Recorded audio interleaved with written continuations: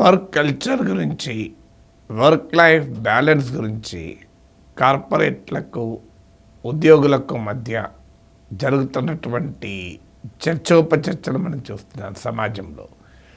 ఇన్ఫోసిస్ నారాయణమూర్తి 70 గంటలు పనిచేయాలి అని మాట్లాడారు. దానిపైన చాలా పెద్ద డిబేట్ నడిచింది. కార్పొరేట్లు కూడా రెండుగా చీలిపోయారు. ఉద్యోగం నుంచి అయితే చాలా తీవ్ర వ్యతిరేకత వచ్చింది. నేను పనిచేస్తున్నా కదా, మీరు పనిచేయాలి అంటారు నారాయణమూర్తి. చైనా ఆ స్థాయిలో పెరగటానికి కారణం వల్ల అలా పనిచేశారు. సో మనం కూడా అలాగా పనిచేస్తే చైనాను దాడతామంటున్నారు.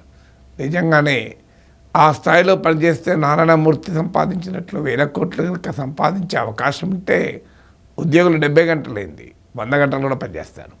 ఈ సింపుల్ విషయం నారాయణమూర్తికి అర్థం కాలేదు. కార్పొరేట్లకు వచ్చే లాభాలు ఎక్కడ, కార్పొరేట్ యాజమాన్యాలకు సీఈఓలకు వచ్చే జీతాలు ఎక్కడ, అందులో పనిచేసే ఉద్యోగుల పరిస్థితి ఏంటి? దీనికి తోడు ఈ వర్క్ కల్చర్ ఏ రకంగా ప్రజల జీవితాలతో ఆడుకుంటోంది, యువ ఉద్యోగుల జీవితాలతో ఆడుకుంటోంది అనేది కూడా చర్చనీకి వచ్చింది. ఎర్న్స్ట్ అండ్ యంగ్ ఈవైలో అన్నా సెబాస్టియన్ అనే 26 ఏళ్ల చార్టర్డ్ అకౌంటెంట్ జీవితం అర్ధాంతరంగా ముగియడంతో చాలా పెద్ద డిబేట్ నడిచింది. అసలు ఈ రకమైన వర్క్ కల్చర్ను మనం యాక్సెప్ట్ చేయాలా? అసలు వర్క్ లైఫ్ బ్యాలెన్స్ అవసరం లేదా? లాభాల వేటలో ఎన్ని గంటలైనా పనిచేస్తూనే ఉండాలా? మనుషులా మన యంత్రాలా అనేటువంటి చర్చ చాలా తీవ్రంగా జరిగింది. ఇప్పుడు తాజాగా ఈ చర్చలో ఎల్ఎన్టీ చీఫ్ ఎంటర్ అయ్యాడు. ఎల్ఎన్టీ చీఫ్ ఎస్ఎన్ సుబ్రహ్మణ్యం ఇంకో అడుగు ముందుకేసి ఏమంటాడో మీరే చూడండి. This is on HR. Why is L&T still making employees work on Saturdays even after being one of the largest conglomerates and the face of India's business world? I regret I'm not able to make you work on Sundays, to be honest. If I can make you work on Sundays, I'll be more happier. I work on Sundays also. What do you do sitting at home? How long can you stare at your wife? How long can the wife stare at your husband? Come on, get to the office and start working. I was meeting with the Chinese recently, and the gentleman told me, we will beat America anytime. I said, why are you saying that? The Americans work 50 hours a week, we work 90 hours a week. I was a little stunned at his answer. So that's the answer for you. You've got to be on top of the world.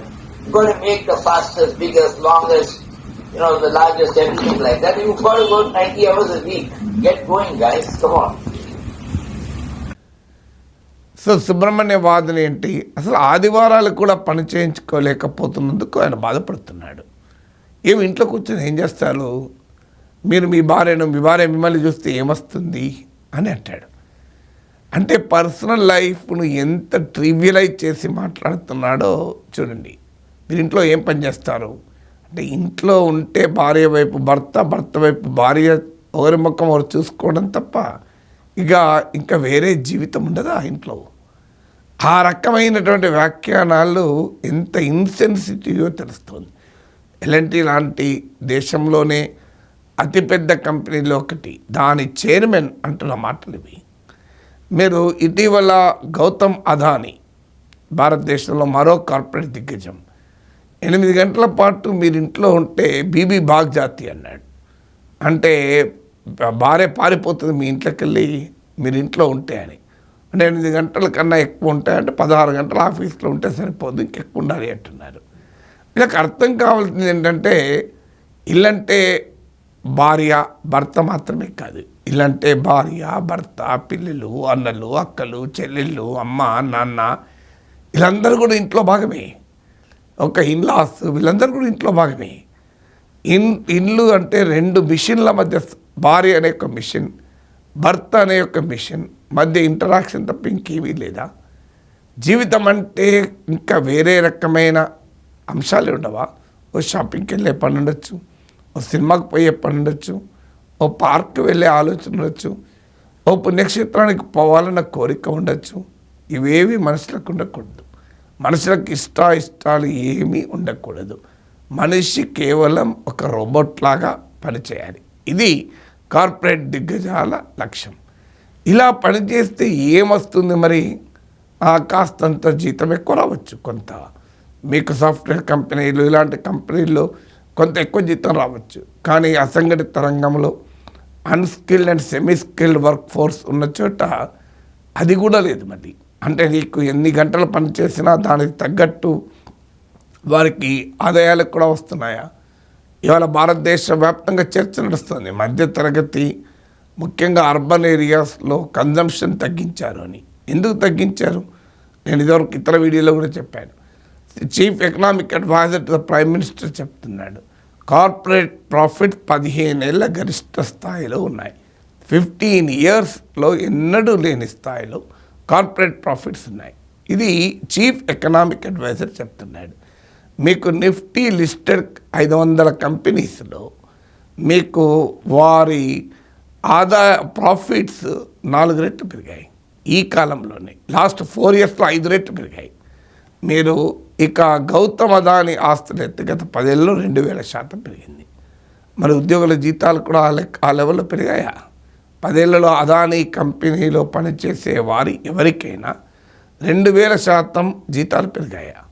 జీతాలు ఎంత పెరిగాయి కూడా మళ్ళీ పారిశ్రామిక సంస్థలే చెప్తున్నాయి. Federation of Indian chamber of commerce and industry FICCI క్విస్కాప్ వాళ్ళ పరిశీలన ప్రకారం భారతదేశంలో వివిధ ప్రైవేట్ రంగ వ్యవస్థల్లో 0.8 to 5.4% పెరిగింది. హైయెస్ట్గా ఎఫ్ఎంసీజీ సెక్టార్లో ఎవరేజ్న లాస్ట్ 4-5 ఇయర్స్లో 5.4% పెరిగింది. అఫీషియల్ ఇన్ఫ్లేషన్ 5.7% వార్షికంగా ఎవరేజ్ యాన్యువల్ ఇన్ఫ్లేషన్. అంటే పెరిగిన ధరలకు అనుగుణంగా కూడా వేతనాలు పెరగలేదు, including IT sector, including logistics. IT logistics కూడా అరౌండ్ 4% పెరిగాయి. మరి ఒకవైపు కార్పొరేట్ ప్రాఫిట్స్ భారీగా పెరుగుతూ మిడిల్ క్లాసు వేతన జీవుల ఆదాయాలు పెరగకుండా ఉన్న సమయంలో ఇంకా వారి ఫ్యామిలీ లైఫ్ను, పర్సనల్ లైఫ్ను వెగతాళి చేస్తూ మీరు ఇంట్లో ఉండి ఏం చేస్తారు? మీ భార్య ముఖం చూసుకుంటుంటారా? భార్య పారిపోతుంది ముఖం చూడటానికి అంటూ కార్పొరేట్ దిగ్గజాల మాటలు చూస్తే ఏమర్థమవుతుంది? తమకు లాభాలు తెచ్చిపెట్టే మిషన్లు తప్ప ఉద్యోగుల్ని మానవులుగా చూడటానికి వీళ్ళు మనుషులకు కొన్ని మానవ సంబంధాలు ఉంటాయి, కొంత సంస్కృతి ఉంటుంది, సామాజిక జీవితం ఉంటుంది అని ఈ కార్పొరేట్ దిగ్గజాలకు అర్థం కావడం లేదు. ఇలాంటి చైర్మన్ అంటాడు, నేను సండే కూడా వస్తున్నాను కదా. వస్తారు. మీరు సండే కూడా వస్తే ఉద్యోగులు అందరూ రావాలి అనుకుంటే దానికి తగ్గట్టుగా మీరు ప్లాన్ చేసుకోండి. ఎక్కువ మంది ఉద్యోగులు పెట్టుకోండి. ఒక్కరు అవసరం వచ్చిన ముగ్గురు పెట్టుకోండి. ఆటోమేటిక్గా మీరు సండేస్ ఏమన్నది మిడ్ నైట్ కూడా పని చేసుకోవచ్చు. మీరు ఎవరికి అభ్యంతరం ఉంటుంది? అందువల్ల కార్పొరేట్ పెద్ద మనుషులు తాము పనిచేయడాన్ని మీరు ఉద్యోగులు సగటు ఉద్యోగి పనిచేయడాన్ని పోల్చి చూస్తున్నారు. అంటే వర్క్ అవర్స్లో, వర్క్ టైంలో మీరు కంపేర్ చేస్తున్నారు. మరి వేతనాల్లో కంపేర్ చేస్తున్నారా? నేను సండే కూడా వస్తున్నా, మీరు రావాలి అనే ఎల్ఎన్టీ చైర్మన్, ఆయనకి ఎంత వస్తుంది ఆదాయము? సగటు ఎల్ఎన్టీ ఉద్యోగికి ఎంత వస్తుంది? మరి ఆ లెక్కలు కూడా ఇస్తే ఉపయోగపడుతుంది. ఇంటికి పోతే భార్య పారిపోతుంది, అందుకే పోవడం లేదు కావచ్చేమో అదాని. అలా పోకుండా ఆయన కంపెనీలోనే కూర్చుంటే ఆయనకి ఎన్ని వేల కోట్ల ఆదాయం వస్తుంది? ఆయన కంపెనీలో పనిచేసే సగటు ఉద్యోగికి ఎంత వస్తుంది? ఇన్ఫోసిస్ నారాయణమూర్తి 70 గంటలు పనిచేస్తే ఆయనకి ఎంత వస్తుంది ఆదాయం? ఆ ఇన్ఫోసిస్లో పనిచేసే ఒక ఎంప్లాయీ ఎవరేజ్ ఇన్కమ్ ఎంత? ఈ లెక్కలు కూడా కార్పొరేట్ దిగ్గజాలు ఇవ్వగలిగితే ఇంకా ఈ డిబేట్లో మనకు క్లారిటీ వస్తుంది. కానీ ఆ లెక్కలు మనకి ఇవ్వరు. వాళ్ళకు కూడా తెలుస్తుంది. పని మాత్రమే చేయమంటారు, పనిలో తమను పోల్చుతుంటారు. మరి ఆదాయాల్లో, వేతనాల్లో, లాభాలు ఎందుకు పోల్చరు? దీనికి ఆన్సర్ ఉండాలి కదా. మీకు ఒకవైపు ప్రభుత్వాల విధానాలకు కూడా వీళ్ళకి అనుకూలంగా ఉంటుంది. నేను చాలాసార్లు చెప్పాను, వీళ్ళ personal income tax collections corporate income tax కన్నా ఎక్కువ ఉన్నాయి. మీరు effective tax rate paid by corporate చూడండి. ఒక మిడిల్ క్లాస్ టీచరు, ఒక మిడిల్ క్లాస్ ఎంప్లాయీ పే చేసే ఇన్కమ్ ట్యాక్స్ కన్నా తక్కువ పే చేస్తున్నాడు. ప్రభుత్వాల రాయితీలను తెగమింగేస్తున్నారు, కార్పొరేట్ లాభాలు పెంచుకుంటున్నారు, కార్పొరేట్ బ్యాలెన్స్ షీట్లు మెరుగుపరుచుకుంటున్నారు. కానీ ఉద్యోగాలు పెరగడం లేదు, వేతనాలు పెరగడం లేదు, ఉద్యోగ అవకాశాలు పెరగడం లేదు. ఈ కార్పొరేట్ కల్చర్లో మార్పు రావడం లేదు. పైగా కార్పొరేట్ అరగెన్స్ను ప్రదర్శిస్తున్నారు. క్యాపిటలిజానికి కూడా కంపాషనేట్ క్యారెక్టర్ ఉండాలి అని క్యాపిటలిజాన్ని సమర్థించేవారు చెప్తున్నారు. Compassionate capitalism versus coercive capitalism, welfare capitalism versus monopoly capitalism, ఇవన్నీ కూడా క్యాపిటలిజం పైన చర్చ నడుస్తుంది. మీకు గ్లోబల్ డిప్రెషన్ వచ్చినప్పుడు ఇదే చర్చ నడిచింది, ఇప్పుడు ఇదే నడుస్తుంది. క్యాపిటలిజానికి కూడా ఒక కంపాషనేట్ క్యారెక్టర్ ఉండాలి. క్యాపిటలిజానికి కేవలం జలగల్లాగా లాభాలు పీల్చేటువంటి కోయర్సివ్ క్యారెక్టరే ఉండకూడదని.